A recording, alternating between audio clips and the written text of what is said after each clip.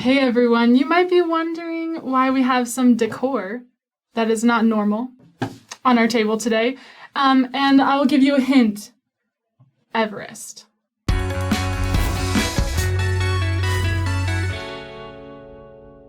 All right, so we are here today with Dave Roskelley, and he has been to the top of Mount Everest and many other things. So will you just let us know, kind of like a little summary about what makes you special?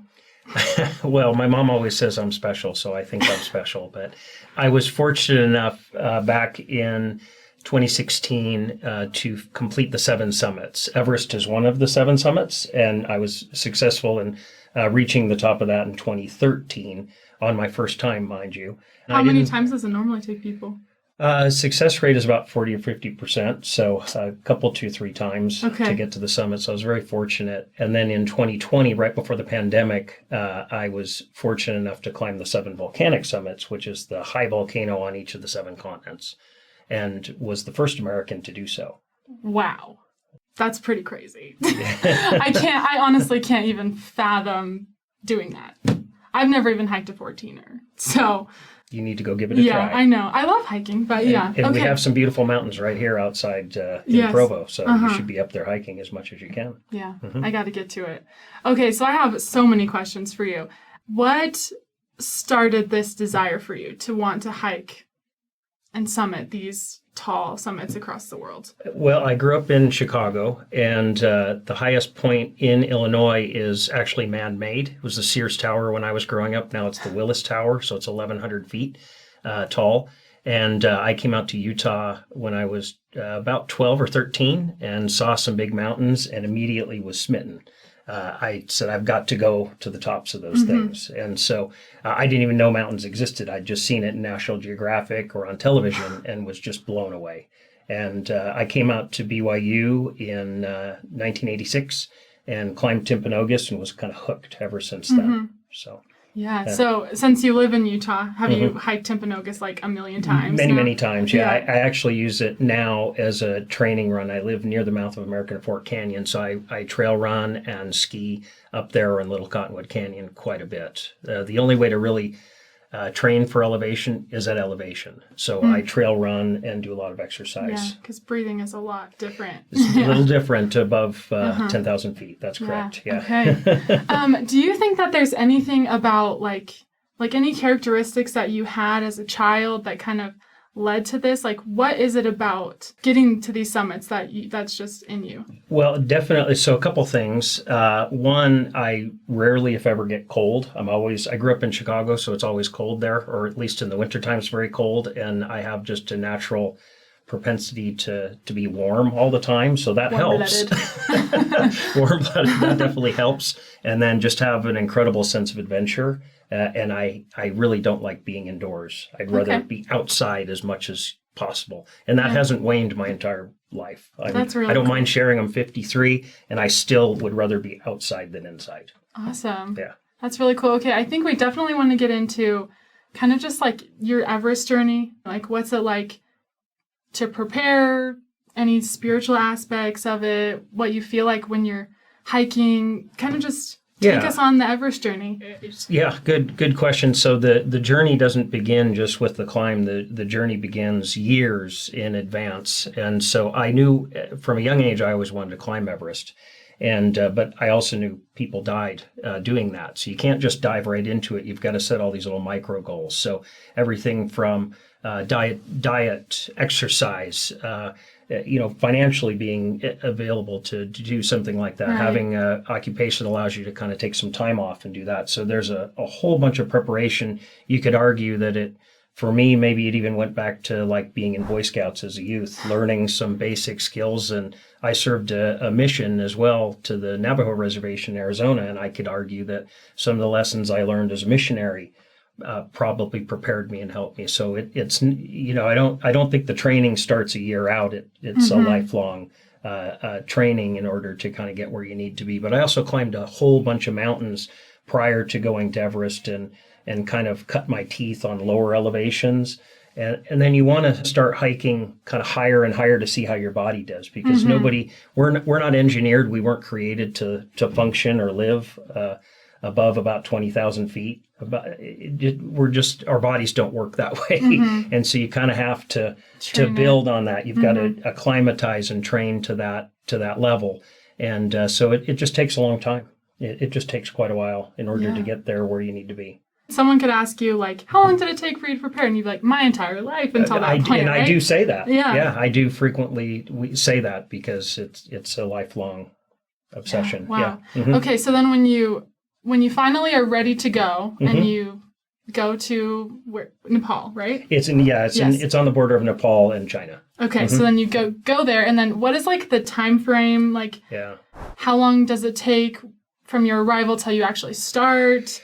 Yeah, so you plan on about 2 months of climbing, so you're all in. It's a big commitment, and just to get to base camp, you fly to Kathmandu, and then you fly to Lukla, which is the most dangerous airport in the world. I joke and say that flying to Lukla was probably the most dangerous thing I did climbing Everest because very, very high mortality rate at that airport. But and then you just start trekking up the valley. It takes about 7 to 10 days, and you're increasing elevation. So Lukla is about 9,500 feet. Base camp's 17,500. And so on any given day, the mountaineering rule of thumb is you don't go above about 1,000 meters or 3,000 feet in any 24, 48-hour period. You're letting your body kind of adjust. So it takes a while to get there. And then when you're at base camp, you're acclimatizing and you're making what's called rotations. So you go to camp 1, rest, come back down. And then you might do that again and come back down. And then you're going to go to camp 2, rest for a couple of days, and then come back down. And so when all is said and done, you've probably climbed the mountain 3, 4, 5 times. I had no idea. Yeah, they call them rotations, and it's just to get your body, you're producing more red blood cells, is what you're trying to effectively do, and just see how your body performs. Yeah. So you're kind of always listening to your body. How am I doing? What's going on here? And so you think that there are lots of people at that point that go up and down, and then realize they can't do it? Definitely. Yeah. Wow. And that's part of the shakeout process. And so they're absolutely, that's why about 50% of the people don't make it, and they end up just going back down. Yeah, it happens frequently. But some people go back to the scary airport. Scary airport. Yeah. But some people don't know any better, and they'll just keep going until they drop and then they perish. And so you are surrounded by people that have passed up there, that have gone before you. Yeah. It is very humbling, for sure. Yeah. Okay, so I'm really interested to bring these tools back up and maybe talk about the process of summiting and what you needed to do it. And also what goes through your mind. So one of the primary tools you're going to use is this is an 8,000 meter boot, and that's crampons on the bottom. And so that's what bites into the snow and ice really well. And you don't normally see something like this, but if you're in mountaineering, there's no other way to do it. This is what you have to do to go up the mountain. And you can sharpen these to a really razor sharp point right there. So they get really sharp. Of course, ice axe. You got to have a good ice axe to bite into the snow and ice, and then a couple of other items to show you. This is essentially kind of the business end of what you go up the mountain on. So this is called an ascender, and that hooks onto a fixed line. And that if you feel that right there, smooth like one day, it's sharp the other. That bites onto the rope, and then you have basically this hooks into your harness, and that's a secondary safety line. And that's it. Is there a rope? Nice and simple. Like a permanent rope up all of it? There is. They call it a fixed line that is set every year. And then, of course, you can't do it without supplemental oxygen. So above about 23,000 feet, and I'll put this on for you guys so you can be a little it sucks up the little curious. bag. So this is your respirator, and that would go into an oxygen cylinder in your backpack. Can you hear him? Okay. You're breathing about 4 liters a minute. Yeah, as you're climbing. Kind of sounds creepy. Yeah, it's a little Darth Vader-esque or something like that. But this is essentially the core of the equipment that you're going to use for Everest. Some mountains require different climbing gear, but I've used these on most of my ventures to Antarctica. I was just climbing in Ecuador in January, and I wore these 8,000 meter boots. Didn't need to, but I still wore them because I like them. I'm comfortable. They're comfortable. Yeah, cool. They're like an old friend. They're not really as heavy as they look. No. The Yeah. boots are about 2 pounds, and the crampons maybe 1.5 pounds. So it looks a lot bigger than it is. I would agree with that. Yeah. Cool. So we actually have Dave's wife here in the studio with us, and we're going to invite her to come because I bet a lot of you are also wondering, what does his family think about him summiting and going to these dangerous places or dangerous airports and just having such a crazy lifestyle, such a risky lifestyle. So we're going to invite Linda to join us, and we'll hear from her. And thank you for joining us at the table. To be here. No problem. Thank you. Would you just like to let us know what it's like for you to have this risky dude in your life? That is a great question. I've always known him as being a very adventuresome person, but he started these serious mountain climbs about a year after I was diagnosed with MS. So in 2005, I was diagnosed with MS, and genuinely, I was just, please don't mention Mount Everest in any sentence to me ever. Really, it just was too scary. Our kids were little. We have 3 boys, and at the time, they were 7, 5, and 2, and that coupled with my health and, this new lifestyle we were being forced to deal with, it was scary.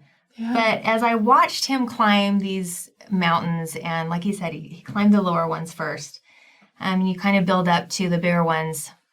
I watched not only how prepared he was, how methodical he was, and of course it's risky, but honestly, he would always defer to me first and just say, I really want to make sure you're comfortable with this. I want to make sure you don't feel like I'm doing something you don't feel comfortable with. And he meant it. And he always would put me, he still does, always puts us first, me and the boys first. And we support each other in following our dreams and goals. And it made it so it wasn't quite as scary as I watched how not only prepared he was, but genuinely protected. Mm-hmm. And there were a lot of prayers, a lot of fasting, a lot of faith. It took a lot of that, but we are a team. We support each other. It's not me just letting him do something. That's not how we operate. We are just a team and a partnership, and discuss things at length and make sure we're both comfortable with things that we both want to do. But he's definitely the risk taker. Yeah. I am not necessarily a risk taker, but I will cheer him on and support him all day long because I love the example he has set for our boys over the years. And he does hard things, and he sets goals, and he completes those goals. And that has been something our boys have watched and definitely patterned their lives after. And I'm grateful for that example that they have, not only in my spouse, but in their father. Oh, that's so good. And I sometimes joke, I maybe shouldn't, but we have a good sense of humor about it. We're at 2 ends of the mobility spectrum. Oh, yes. We have a mountain climber and someone who has difficulty walking. Yeah. So slow. Yeah, for it's okay. Sure. No, we can. Very but balanced. if you don't laugh sure. about it, you're going to go crazy. So we just have to have on both ends. You would go We're very crazy. open about it. I don't mind talking about my health. I'm struggling more than I ever have, but for many of those years, I was very strong. And I think a lot of it was so I had the energy to raise our children and to let him follow his dreams and, set these goals. And we've just been tremendously blessed over the years. Oh, that's so good. It slows me down, but it will not stop me or either one of us. So it's a blessing. Oh, that's really cool. Yeah. Thank you so much for sharing that. No problem. She's a winner. We make a great team. Okay, so now you brought this little Book of Mormon here. And I've heard this Book of Mormon has also been to the top of Mount Everest. Do you want to talk about that? It has. It has. So I always like to set goals, and I always like to encourage people to set goals. But I had not only a goal to climb Mount Everest, but while I was traveling and gone, there's a lot of downtime. And so I set a goal to read the Book of Mormon, which I did. I was able to do. And I carried this with me to Camp 2 just to kind of finish reading. And my climbing partner, Steve Pearson, he signed this as well. It was his brilliant idea to carry this to the summit of Mount Everest. So we're in our tent, and he says, "Do you think a Book of Mormon's ever been to the top of Everest?" And I said, "I have no idea." He goes, we should take it. And I said, that is an awesome idea. You carry it. So he Even though carried it's it. so small, every Even little though it's bit, right? Yeah. literally every ounce counts. It really does. And so he carried it, and we've both signed a statement that it's been there. This has also been to the South Pole. I intend to take it to the North Pole. It's been on a ton of the tops of a ton of mountains before. So it's, it's really kind of a special treat to have this. And I also always sing High on the Mountaintop. So when I'm at the peaks, I'm not a very good singer, but there, I have the words in here, and we've passed them around before. But I wanted to share that as well as just something that was kind of fun. Yeah, that's so cool. That's so cool. Okay, and then also just kind of talking about how the Book of Mormon made it to the top of Mount Everest with you.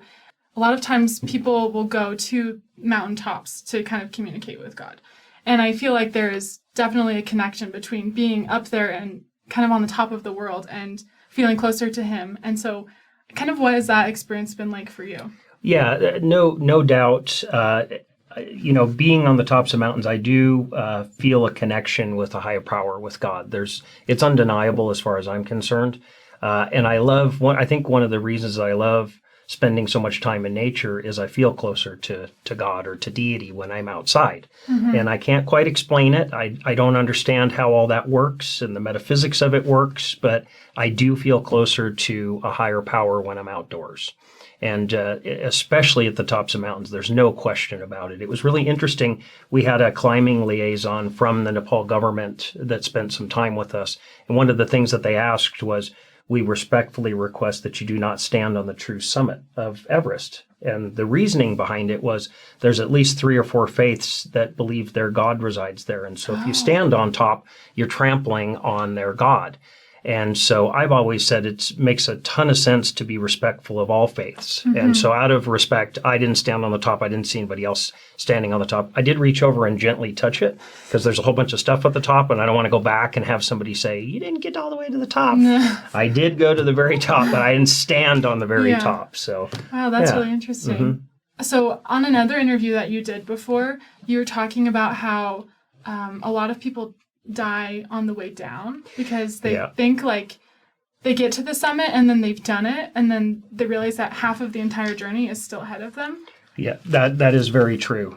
So most of the accidents happen on the descent. If you statistically look at all the accident investigations, half the accidents or more than half the accidents happen on the descent. And a big part of that, our team lead, we had sat phones and communication devices, so we could have made a phone call from the summit. And he said, unless you're really compelled to do it, do not make a phone call from the summit. Because what happens is people let their guard down. They've made it, and you're only halfway. You're not back yet. And so, we didn't make a phone call from the summit. I had a GPS tracker so she could see where I was and knew I had summited. But I did not completely relax until I walked through my door at home. Yeah. Then I was home. I think that has so much to do with the concept of enduring to the end. Yeah, in life, I love it. There's so many times where we get to something and we're like, now we've accomplished this goal, and then kind of forget that there's still so much left to continue. There's a lot of enduring that you have to get through to the end. Yeah, there's so many gospel parallels between climbing and the gospel. Absolutely. Yeah, it's so awesome. Okay, just to wrap it up, since we've been talking, we could talk for so much longer. I mean, we really only talked about Mount Everest, and there's like 14. But what do you have just kind of like for our audience, a word of advice or something to just leave them with? So I love doing difficult things. I love setting a good example, especially for my family and others. And I would just encourage everybody not to give up. Set goals and see them through. Even if you don't accomplish your goals, just keep pushing forward. Don't get frustrated that you don't get there. I've seen that with sometimes my boys and so many kind of the younger age group. If they don't achieve X by this age, they're frustrated or upset. Just don't get frustrated. Keep moving forward. I have failed many times in my life, and I think the thing that might separate me from others is I just get up and keep going. And I don't listen to other people when they tell me you can't do something. That actually pushes me harder. Yeah, watch me. You say I can't do that? Watch out, because I'm going to do it. Yeah. Wow. Well, thank you so much. Well, that's Yes, she said don't. that is true. That is Which I appreciate. That is very true. Have I ever agree. said don't do anything? Have I Well, ever stopped you? No, but the boss is always in charge, guys. That's where you support each other. We go back to supporting each other. Yes. Yeah. I love yeah. that. Well, thank you both so much for joining us. It's good to be here. Thank you. And okay, so we'll link below maybe your website or Sure. some other interesting things people can read about your experience, and then if there's any way for them to, is there any way for them to like contact you if they have Yeah, questions? you can, on my website, there's a contact piece. Okay, you cool. can get in there. And then you can comment below as well. Sure. Any questions, any thoughts, any just wows. Tell me I'm insane. That's fine. Yeah, I've heard well, it all. Thank you so much, and thank Thank you you. guys. Thanks See for you. having us. Thank you.